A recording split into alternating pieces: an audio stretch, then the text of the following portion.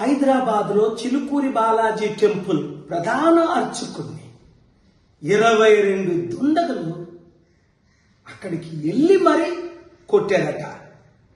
ఈ మధ్యని ఎంత దారుణం అయిపోయిందంటే చర్చిల్లోకి వెళ్ళి పాస్టర్స్ని, మసీదుల్లోకి వెళ్ళి మొలానస్ని, మళ్ళా రాముడి పేరుతో వెళ్ళి రామరాజ్య సైన్యం అంట రాముడి పేరుతో వెళ్ళి ఒక పూజారిని కొట్టడు. ఎంత దారుణం ఇది!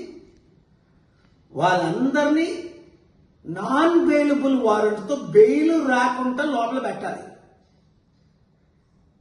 సరి అయిన యాక్షన్స్ తీసుకుంటేనే ఇలాంటి అవినీతి అక్రమం దేవుడి పేరుని మందిరాల పేరుని తగ్గుతాయి. లేదంటే ఈ దేశం సర్వనాశనం అయిపోద్ది.